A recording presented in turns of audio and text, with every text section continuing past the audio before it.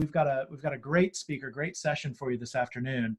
We've really enjoyed these Thursday at 3s that we've been doing. This is maybe our 10th or 12th one. I forget in these COVID times that we're in how many of these we've actually done. But this time we've got something about some school that survived COVID-19 in a different way. So I thought this would be an interesting little thing to present to our group. And with us today, we've got a smorgasbord of different folks from schools who are CFOs, heads of school, tech leaders, HR leaders, a variety of folks in school with a variety of different experiences. But I want to get right to it and give just a couple of quick housekeeping notes for Zoom. We are recording this for posterity. We'll only make it available to members only, so do feel free to ask wild questions. If it's truly off the wall and has nothing to do with it, might actually get cut on the editing room floor. But other than that, we'll include everything for folks to see. Please keep yourself muted unless you're going to ask a question, and do feel free to put questions into the chat. I'll be monitoring the chat on behalf of our speaker today, and I may chime in throughout his talk to interrupt and ask a question or two. But other than that, there'll be some opportune times to stop, pause, and ask some questions. As I said, since this is being recorded, you'll get a copy of it pretty quickly afterwards, so that you can share it out with others in your school or in your community who might not have been able to join us today. Other than that, like I said, please do keep yourself muted throughout the duration of the time we are together. I'm really privileged and pleased to announce and to introduce Adam to you, who is a graduate of Brown University, where he played football. And as he mentioned before we started, Brown will not be having football this year because it's a dinky Ivy League. They don't really think football is important the way that we do in the South. Just throwing that out there. Also a graduate of the Vanderbilt Masters in Ed Leadership program with our good friend Pat Sherman at Vanderbilt at Peabody. And I think his capstone project was on VR, if I'm not mistaken. He's a Teach for America alum. He's been a placement advisor, a dean of students, director of student life, a head football coach, founding head of a charter school, and is now head of his current school, which is a relatively small K-8 just outside of Hattiesburg, Mississippi. And that in itself will become remarkable to note what a school with very limited resources, as are we all, but with a school with limited resources in a somewhat remote environment can do with technology as it is today to really bring students together and to continue to fulfill the mission of the school. And I do think that resilience and the resilience of schools like his are what really define what we try to do in independent schools. I don't know if this and what he's going to talk about is the future of education, but his school's recent success and experience is what I hope that we're going to be able to learn from today. With no further ado, Adam, I am going to turn it over to you. Thank you for being here. Take it away. Damien, thank you so much. And as we say in the South, we are so glad you all are here. We are really excited about sharing our story with you. Like many of you, as we went into this crisis, you heard many of our parents say, this is what it's like to do homeschool. And I was quick to correct parents and say, this isn't homeschool, this is crisis school. And so understanding that we were in a shelter in place, even in rural Mississippi, we were in a shelter in place. And so this was a solution that we began to think about and design because we understood that what children needed most was the common courtesy of connection. And we were not able to do that in 2 dimensions in the same way that we were able to do it in 3 dimensions. And I think I'll open with a quote from the chancellor of the University of Mississippi. And actually, let's see here, here we go. This is from Chancellor Boyce at the University of Mississippi. And this is actually what our classroom looked like on our moon base. I have 3 daughters, 32, 28, and 27. And every one of them understood that to separate themselves from the pack and get the best jobs in America, the best promotions in America, they had to continue their educations beyond bachelor's degree. So please understand, ladies and gentlemen, you're in for a lifelong period of learning to be successful. So if you don't enjoy learning now, it's a good time to become passionate about it because it is going to dictate your future. And the other thing I want to say, and then I'm going to ask you one last closing question, but the other thing I want to say to you that's important is this. I want you to know that wherever you decide to stop learning and to stop growing is exactly where your destiny and your legacy stops. It stops right there at that moment. When you decide, I don't want to learn anymore, I'm tired of learning, I'm tired of growing, I'm tired of getting the next degree, I'm tired of advancing myself as an individual, that's the moment that your destiny stops. Your legacy ends right there, because you're going to be in a world that will never stop learning, and we're already there, but we're arriving faster and exponentially at a much greater capacity.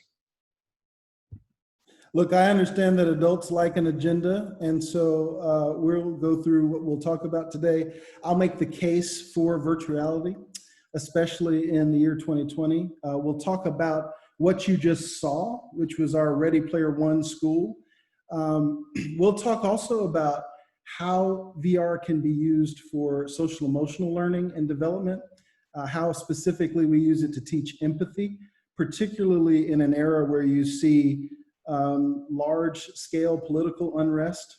And I will share some great VR experiences that we're doing right in rural Mississippi.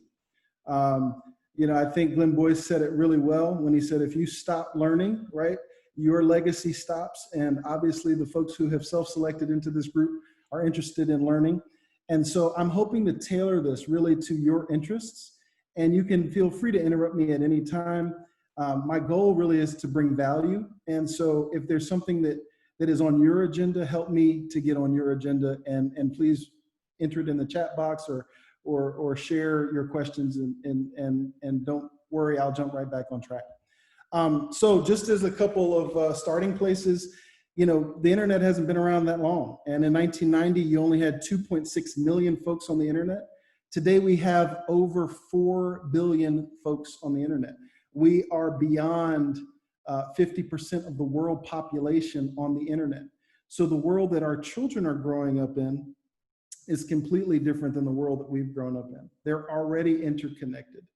And my argument to you today is, do you believe that the internet will stay in 2 dimensions? Or do you think the internet may move into 3 dimensions? And if in fact it is going to move in 3 dimensions, should we prepare our kids to, forgive me for using a Marxist term, own the means of production, create those experiences, design web places rather than websites, and be able to shape what the future of education might look like? A little bit about Benedict Day School. I really appreciated Damien's introduction. We're a small K-8. We serve 195 students. We're in the town of Summerall, which is outside of Hattiesburg. So we're a population of 10,000 in the town. The nearest city is Hattiesburg, which is about 150,000 in the greater Hattiesburg area. So very small. The school was founded in 2008, so it doesn't have the same legacy of some of the schools in our area that were founded in 1970. And so that's important to note, because the school was founded on this idea of concept-based instruction. St. Augustine said it well. He said, the words printed here are concepts, you must go through the experiences. So the school has a progressive bent to it, which I think laid the groundwork for virtuality to be a nice fit, particularly around the mission. The mission of the school is to create a dynamic learning environment, and we feel like we were able to do some of that. The way that I got in front of you guys today is actually, I met Damien at a event in Orange Beach, and was sharing with him what we did over the course of this pandemic. And I happened to share this news story with him, which I will share with you all. It's very short, but it captures our experience with having another guest speaker, Brett Favre, who came to class. Our lives have become a virtual reality with the use of more technology. Our students are taking virtual to a whole new level. Guys, welcome to class today. We have an incredible guest with us. The Benedict Day School in Lamar County is finding new ways to learn during this pandemic. When this whole situation happened with COVID-19, you know, our school had begun to have an identity around concept-based instruction and our VR lab, and we didn't want that to stop. And so I reached out to Labaki VR, which is the only VR company in Mississippi, and they were so generous to donate 9 headsets to my 8th grade class. Like a Wii game, the software can pick up a person's movement, connecting them into this virtual classroom. It certainly makes learning more interesting. Football star Brett Favre visited the class virtually. I think I could have learned a lot more with virtual, and actually been more excited about the opportunity to go to school. And in this case, they're home, but they're together. Just an amazing tool. I think we're only just scraping the surface of what this can do. These 8th graders may be separated by distance, but in the virtual world, they're connected by technology. And they can still be in their own homes. We can still practice social distancing, but we can have the common courtesy of connection that you can't have in an environment in which you're in 2 dimensions. Real lessons in an imaginary world are teaching our minds to step into the future of education. In Hattiesburg, I'm Jacqueline Coleman reporting. So you guys know this as well as I do. We learn by doing, right? We retain what we want to in terms of skills and perspectives by actually having those experiences. And so that's one thing that I've really hammered home with my faculty and trying to integrate virtual reality into all of our classes is that we want our kids to be able to retain those skills, and we want to engineer experiences that matter to them. And that doesn't mean we're supplanting reading or supplanting more traditional models, but this is a way to enhance learning. Dewey said it well. If we teach our students what we taught them yesterday, we rob them of tomorrow. I think there were no truer words when we got into COVID-19 in terms of the skills we want to be able to give our kids. When we think about where we are now, I think a lot of educators think that that the industrial age is being disrupted. Really, it is the computer age that's being disrupted. We've been outside of the industrial age for about 50 years. Really in the 1970s, we moved away from that. We moved into computers. We're now in a model that values mobility and networks rather than high density and just knowledge. And the most important skill probably today is creativity. So can you work with intelligent machines in a creative fashion? And I think VR really allows for that skill to be enhanced. So I'm using the term virtual reality, but I think just to kind of step back and talk about this more fundamentally, the umbrella term is extended reality, and that comprises 3 different areas, 3 different domains. You have virtual reality, which is what we have primarily focused on and what we will focus on today in our conversation. We have mixed reality, or another term for that, augmented virtuality, which is, I'll go into depth in a little bit. And then, of course, we have augmented reality, which I think the prevailing wisdom right now is that augmented reality, once it gets scalable, will have a huge impact on both business and education. So augmented reality, you're probably familiar with this. This is using digital technology overlays through your phone or another device that might project that. In terms of developing these applications, we use the same game engines primarily to build these kinds of experiences, but the delivery is different. And augmented reality allows for a little bit more mobility. And even though it's more expensive right now, the technology on the user end, it will be ultimately cheaper because you'll be using your phone, probably another mobile device to be able to display that. What is mixed reality or augmented virtuality? This is when you use something from reality, maybe a 2-dimensional video, and you use it in the context of a virtual experience, or in the reverse. You might take but again, you're in the headset, you are immersed, but you're using something that is real, maybe a 360 video, and overlaying something augmented in that. Virtual reality, that's what we're talking about mostly today. I like this slide because it captures the 3 different domains. Virtual reality, of course, is a completely digital and immersive VR or computer-generated experience. You have experiences that might be on rails, which is like a movie where you're not interacting. You have interactive experiences, and you have 360 videos. all of which kind of fall into that virtual reality category. There are a lot of myths out there about virtual reality. I think I hear a lot, it's too expensive, it's inaccessible, it makes you nauseous, it's for kind of antisocial gamers that don't, that they are in their mom's basement, or it's just a trend. I can tell you that we have not built a VR arcade in the middle of our school. We use it exclusively for educational experiences. And what I try to do in terms of scaffolding is our middle schoolers are creating content where our lower schoolers are consuming curated content that is enhancing their learning. And we don't, I think the best rule of thumb here, particularly when you think about this idea of does it make you nauseous, is, how much screen time do you want a child to have? That doesn't change if those screens are circular and in a headset, or if they're on your phone, or if they're in an iPad. We still want to be monitoring the amount of screen time our kids have. So how did I get started in this? I initially was a coding coach for a number of the high schools I worked for. Before I worked for Benedict Day School, I was at Jackson Prep, and I was the coach of the coding team. And as many of you who are familiar with computer programming, it's a very specific type of brain who is going to really gravitate towards that.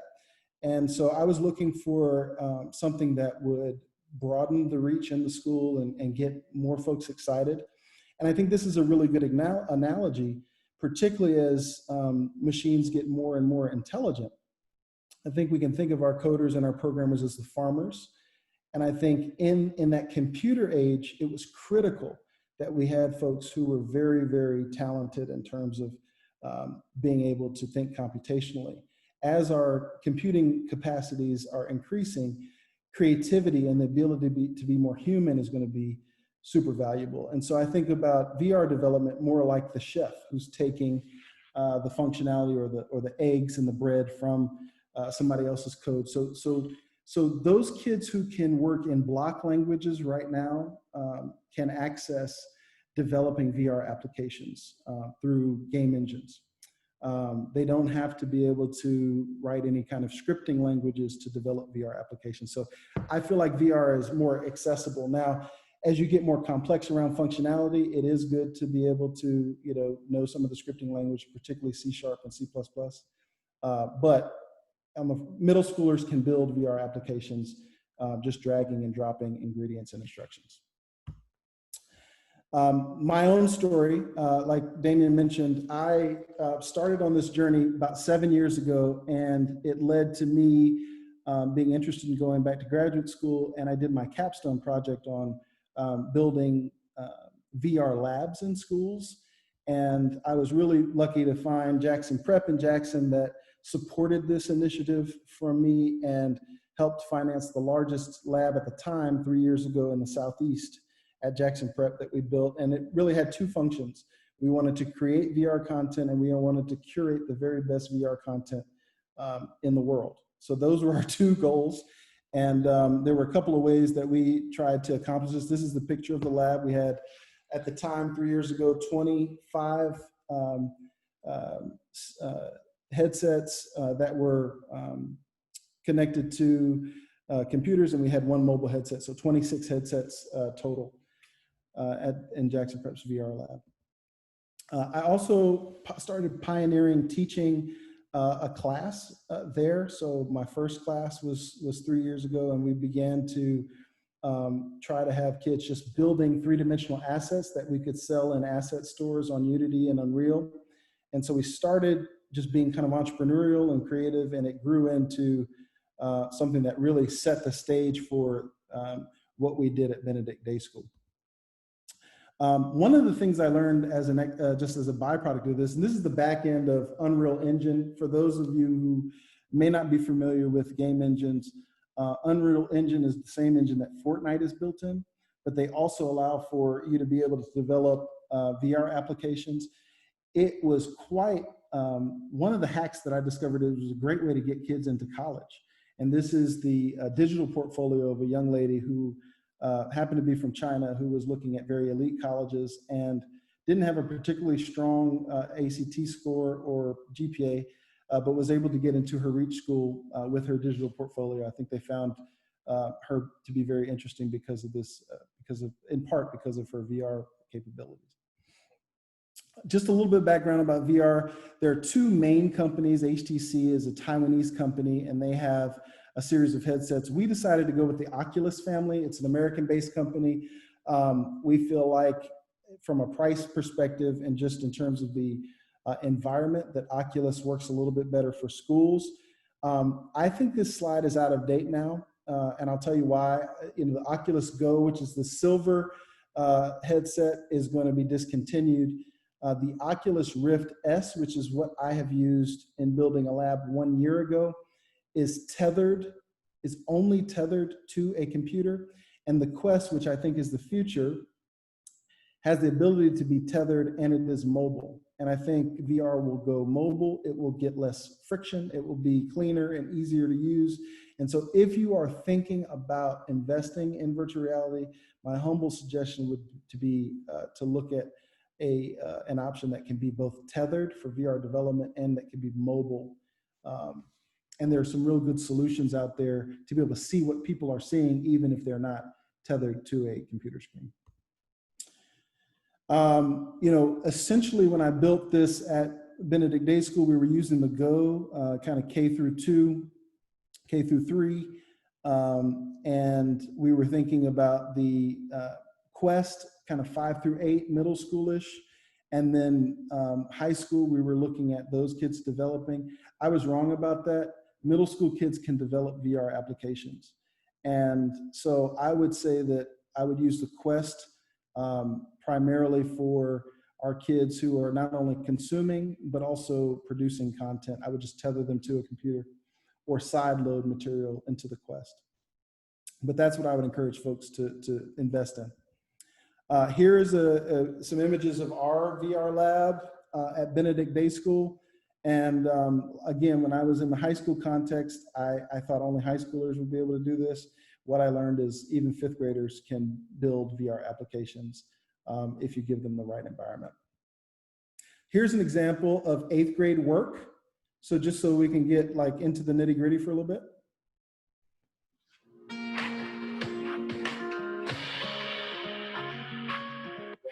Hey guys, today I'm making a 3D demonstration of covalent bonding between atoms. Covalent bonds, or molecular bonds, are chemical bonds in which the involved atoms share electrons in order to have a full valence shell. It is also the second strongest chemical bond next to ionic bonds. Here we have a hydrogen atom. It has 1 electron they would like to give away in order to have a full valence shell of electrons.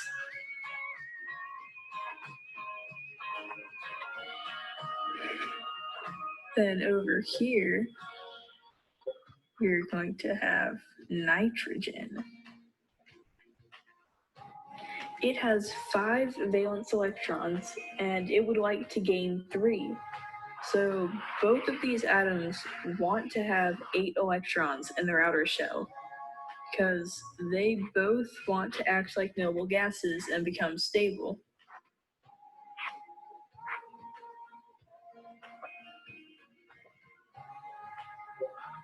So they're going to want to bond together so that they can have 8 electrons. So we have 3 hydrogens over here. So that's 3 electrons. Then 5 electrons in the nitrogen. So then if you combine them, that's 8. So then they will share their electrons so that they can all of them can have 8 electrons in their outer shell. So here they are bonding. So once they've bonded together and become stable, they create NH3, or ammonia.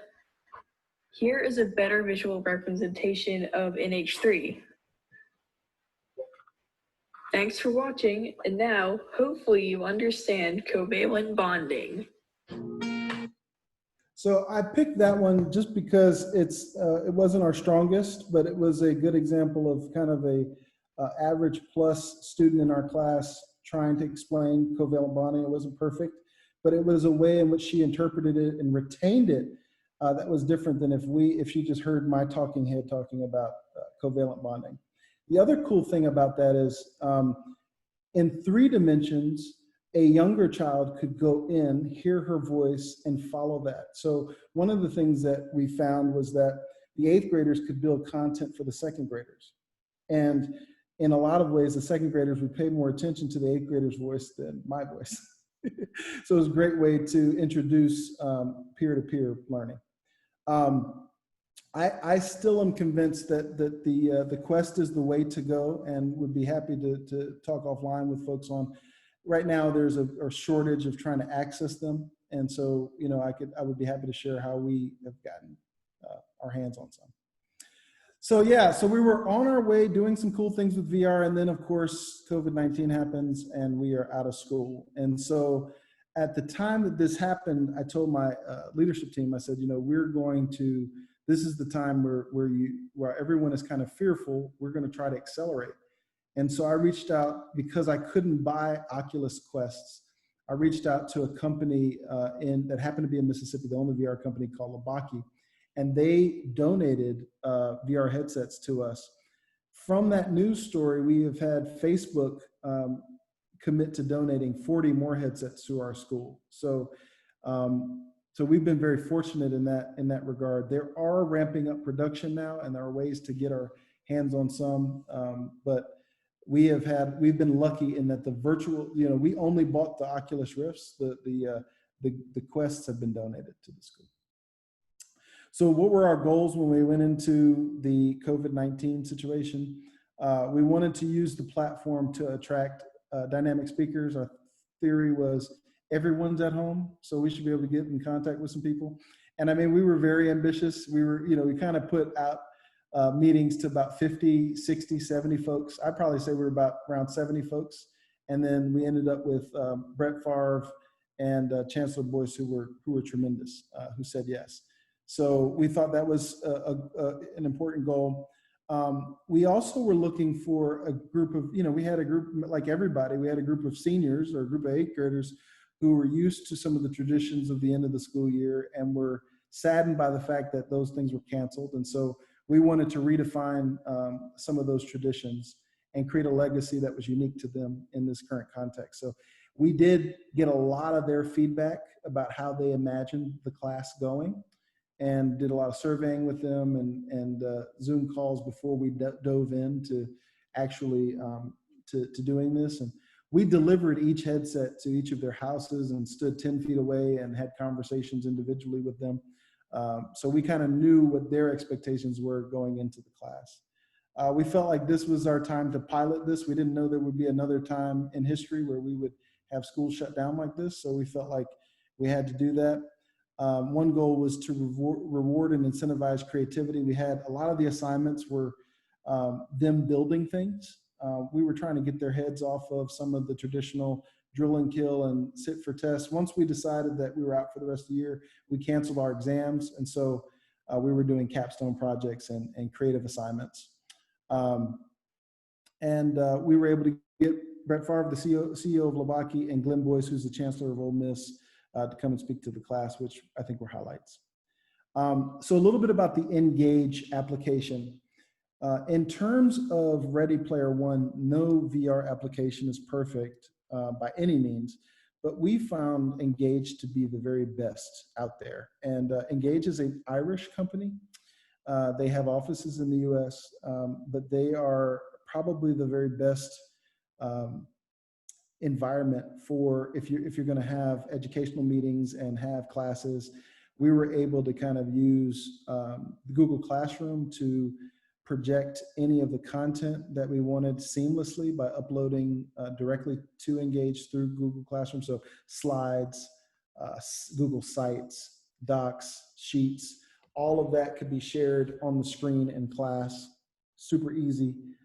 So we, looking at all of the kind of metaverses out there, Engage for us, and I would venture to say for most folks in the education business, is going to be the best so far that's out there. It's still a little clunky, particularly running updates, but one bit of good news that I've heard is Engage is going to be in the Oculus store in the fall. So that will clean up a lot of the updates we had to do. Every time we had to run an update, I had to drive to the kid's house, stand 10 feet apart, and side load the update. So that was a bit of work to do during COVID, but I don't think that will be the case in the fall once Engage gets into the Oculus store. So here's some images from class. This was when we were in our marine biology unit, just some stills. These were my own poor attempts. I'm no photographer, so if I had to do this again, I'd have someone else take photos of class. These are when we were talking about some of the class projects. Some of them were just literally art projects, developing three-dimensional assets that we could upload into Engage and have some functionality, give it some functionality, have a fish swim, have a boat, be able to have some functionality to it. So they were able to do that. We had Kinley put a Tesla in the bottom of the ocean, submerged in rock. So we saw a lot of creativity. We had some throwbacks from the Greek era. So in preparing for this, Damien said, hey, look, all the guest speakers are great, but what did a class look like? What did it look like with students presenting? And I wanted to give you guys just a little bit of a sense of that. I'm not going to play every video, but it just gives you a little bit of a sense of how the kids' audio sounded. And this is an assignment where we were looking at the Galilean moons in astronomy class, and they had to share how they might colonize the Galilean moons. And this is really cool. So Io is one of the most volcanic moons, and it's super cold. And they say that there's a possibility that it once had water, but there is probably not any water on it anymore.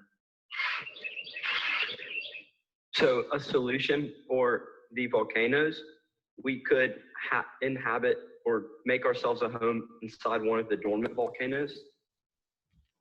And that way we'd be out of the eruption zone.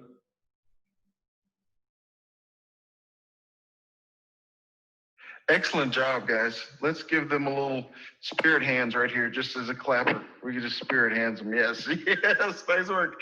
All right, guys, sit down. Let's have Callisto. Come on up, Callisto.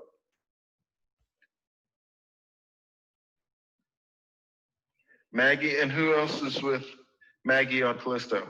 Denali? All right, fabulous. Unmute yourselves and go ahead and tell us why you would be able to colonize Callisto.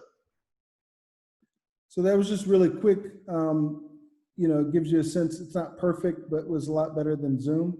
And kids actually moved around the class. When we have downtime, you see them playing, rock, paper, scissors and high-fiving each other. And, the same kind of things that you might want to correct in your class in person. This is the same types of classroom management skills you'll need in the metaverse. Here's another quick piece. This is just an example of augmented virtuality. This is a real 360 video that someone took of swimming with sperm whales. And here is our group as avatars having the experience, kind of like Magic School Bus, standing next to that experience. And then we end up debriefing and having them do a whale project, but this is kind of introducing a new concept and gives you a sense of what it's like to. Here they come. Adam, behind you.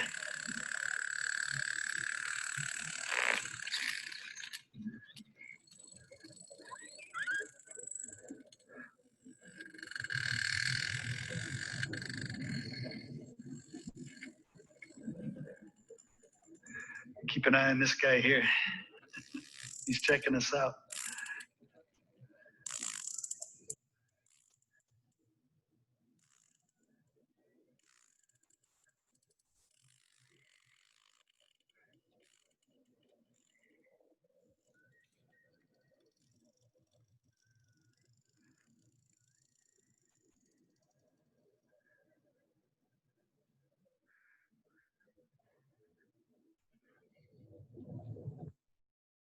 So 2 Dimensions really doesn't even give this justice. This was completely an immersive experience for the kids, but you get the idea. You can upload any 360 video that is on YouTube into Engage and have your students experience it completely immersively. So everything that is available on YouTube, or if you create your own 360 content, like I built 360 morning announcements, and the kids can experience those things immersively as avatars, but experience them as 360 videos, which is really cool. Do we have any questions, Damien, before we kind of transition to more of the softer skills and the empathy and emotional intelligence? Since we're at about 3:40 right now, I'd love to go ahead and pause and make a comment. I think there's something, a note right here about possible VR for remote learning. Here's the thing. I know that the genesis for doing this was really, I mean, you're interested in it, your expertise in it, but also you were driven to this because of COVID-19. As you and I talked about this, and I hope folks realize, when you begin to think about facility costs of the future, what if your facility cost is now, $500 or whatever for a VR headset? That is sort of one of those remarkable game changers that I'm not sure people truly quite get, or the field trip that you have to take to go to the aquarium, the Atlanta aquarium, the Chattanooga aquarium, the New Orleans aquarium, whichever, the big aquarium that might be in your city. You just did quite a bit of that, maybe at a deeper level without having to chase after kids. Now, while there is definitely lacking in this, will always be more of a human touch type thing compared to, as you've mentioned all along, the 2 dimensions of Zoom compared with that. I'm actually a little embarrassed we didn't figure out a way to get VR headsets for everybody for this Zoom meeting instead. But I think what, Adam, this group might be interested in, I don't want to speak for everyone, so chime in the chat, is really, what are some of the costs associated with this? Like, let's get down to brass tacks here. I know quite a bit of it was donated, and some's available, some's not available right now. But can you sort of walk us through some of the financial ramifications of this? Not just, for sure, setting up the program, but also, if people haven't figured this out, the marketing that's available from something like this, the spinoff from this, is quite amazing. And the ability for, frankly, this little school in Hattiesburg, Mississippi, to have an outreach that is nationwide or global wide is pretty impressive. But do you mind just talking through some of the finances behind it? Well, I think it's important to note that they have changed in the 3 years that I've been doing this in schools. When we built the lab at Jackson Prep, in order to get a computer that would process data that quickly, you were spending $2,500. You were spending another $500 for the headset. And so that lab cost, almost $100,000 to build at Prep. The lab that I built at Benedict Day School 2 years later was right under $30,000. The same computer, instead of $2,500, was $1,200. The headset was still $500. The current lab that I would encourage people to build might have, instead of a computer per student, it might have 4 computers that would be dedicated for development. So 4 $1,200 computers. And I would double down on the Quests. Right now, the Quests are at $499, so they are $500 currently. But it just gives you one thing to note: the Goes, which were those silver headsets, those are only 3 degrees of freedom. They only have one handset. What I mean by 3 degrees of freedom is you can move your head, but you can't move your body immersively in that. That's 6 degrees of freedom. You want a 6 degree of freedom experience like the Oculus Quest. And for $500, you could have Zoom meetings. I mean, it's a computer, so you can have Zoom meetings in it if you wanted. Why be in 2 dimensions when you can be in 3? But you could have kids. I mean, for us, we're probably going to have it replace the iPad. We were one-to-one iPads. We're probably going to have it replace the iPads. And for many families, it will end up being cheaper. It is a $500 investment per headset. Given the current conditions around cleanliness, I think people need individual headsets. But there are easy ways to clean them. But for us, we're trying to get individual headsets for our middle school this year. That was why we partnered with Facebook. So $500 a pop, you're in the game. And I would have some computers that you could tether the headsets to, so that you could build applications using game engines. The great thing is most of the applications are free. There are some that are There are some that have costs, but typically they're a one-time cost. They're not a subscription. And those prices range from 99 cents to the most expensive one I've seen is 30 bucks. Some of the Chem labs are like 30 bucks and it's a one-time fee. And once you own it, you own it. So, I think you'll see some disruption in the textbook game. I think textbooks will go into 3 dimensions. So I do think that this is still, in my opinion, the internet in the 90s, this is still cell phones with backpacks. We're still at the very front end of this technology, but I think COVID has sped up and demonstrated the value proposition in a way that folks who weren't paying attention before have had to take notice. Adam, if you got the chat open, Bruce has asked a question while you're taking a look at that, or I'll read it to you in a second. We have a new consortium partner we just brought on named Labster, and what they've done is they've taken science labs, physics, anatomy, chemistry, that type of thing, biology, and mostly higher ed, but they've converted quite a bit of what they've done to the K-12, the high school space. And these are labs, that you would normally conduct in person with the live or the dead fetal pig, cutting it open. I mean, you remember from your biology days what those were, the labs with the fruit flies and things like that. I know that they're much more sophisticated than that, but the idea here is Labster lets you create that in a virtual environment. So, you think of how much we have spent on the facility costs to build up labs that are safe, where kids can't hurt themselves with the chemicals.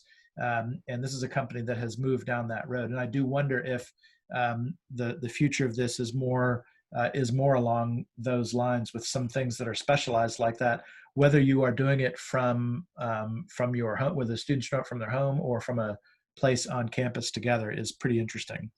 So the question that Bruce asks is, would you have this running in a virtualized server environment?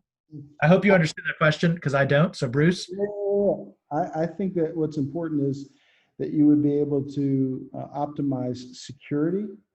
And, one of the things I liked about this is you saw all the Zoom bombing kind of news media out there around folks being able to hack in. Engage is very secure.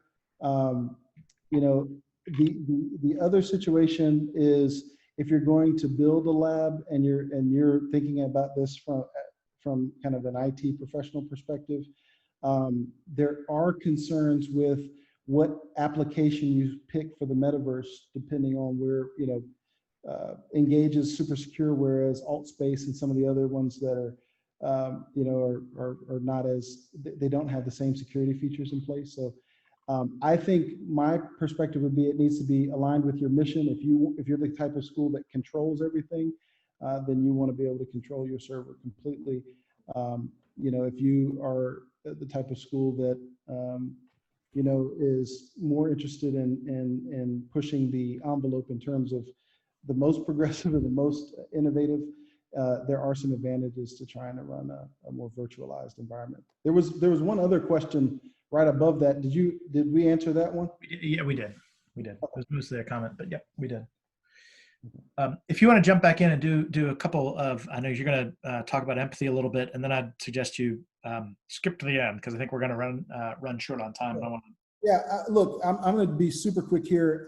I put this in the presentation because I think a lot of schools feel like there's a zero-sum game between tech and what it means to be more human, and I would argue that that is not the case at all.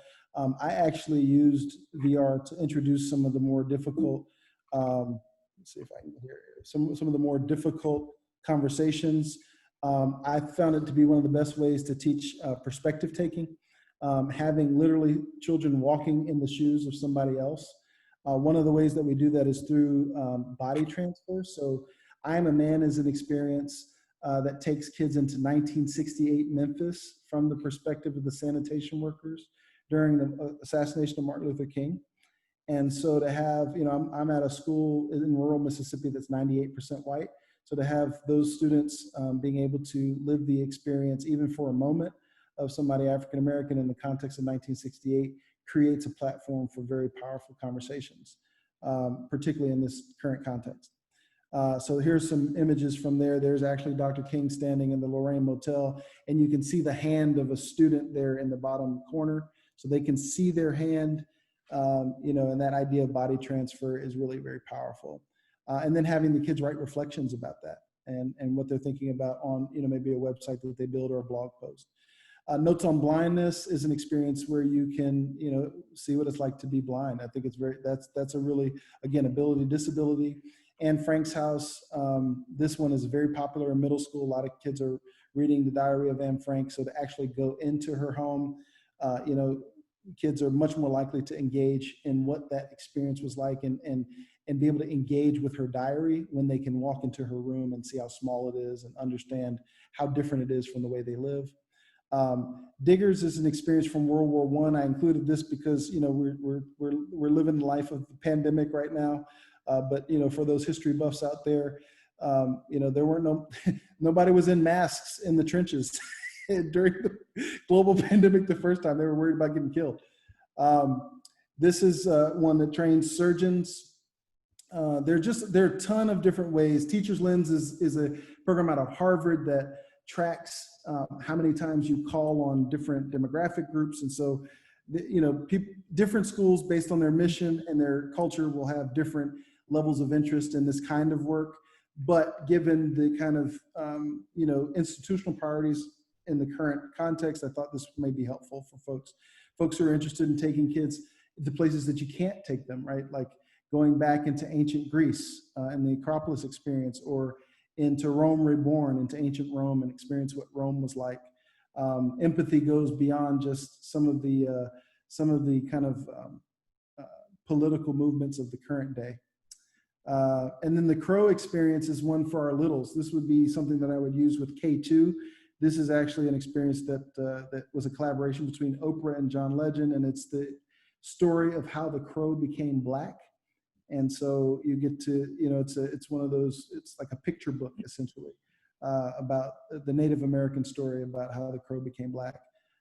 So these are just some examples of what folks can do. And with that being said, are there some additional questions that people are interested in?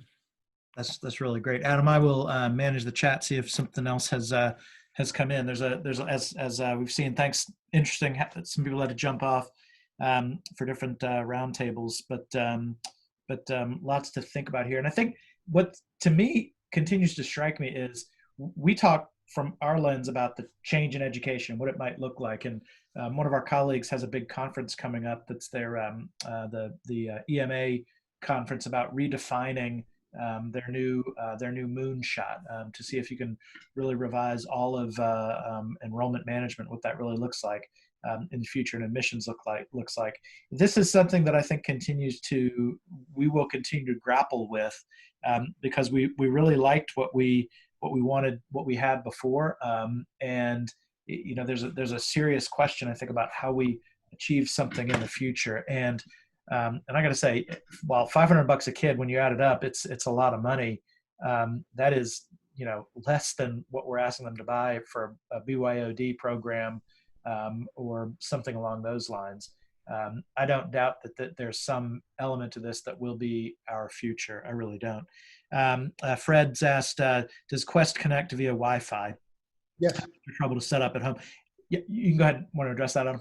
Yes, it does, and you need a device that can download or sideload the applications. So a computer, an iPhone. Most people will use an iPhone or an iPad to connect to run the Oculus application. So you do need a device. You can use one device to set up multiple headsets. So if you have an iPad as a IT director, you can set up a classroom set on an iPad if you'd like. So I'll leave with just a couple of things. First, I had sent a note out a few weeks ago pushing this particular session. We had 3 meetings this week, an HR roundtable, a really big webinar yesterday on return to school, and this today. And I said there would be prizes for those who not only registered, but attended all 3. So Anita, Susie, and Jar, please expect something from me. And congratulations for meeting that. Very, very impressive.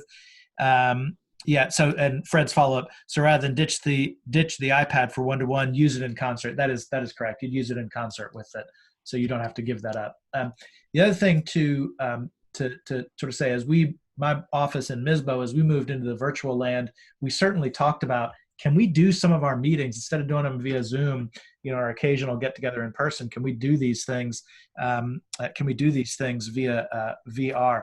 One of the things that I have as an activity, I've done it with my board, with some workshops, and with the MISBO staff, is we learn to juggle. So I suspect that this will allow me to assess the juggling skills of the MISBO employees in the future. So I'm really looking forward to it, and I can see them on here grimacing and about to run for the hills.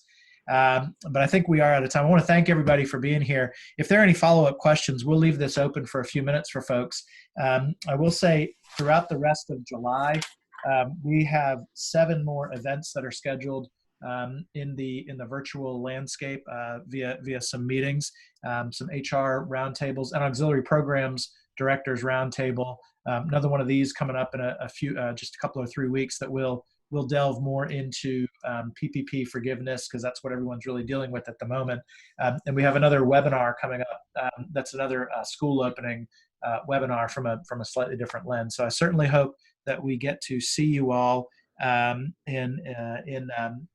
one of our events coming up in the future. Everybody, be safe. Take some time for yourselves, and enjoy it. School is still a joy, no matter what form it's in. And we're glad that we get to be part of it. We will hang out here for a little bit if there are any follow-up questions. But Adam, thank you so much for being here. Really appreciate it. Thank you, Damien.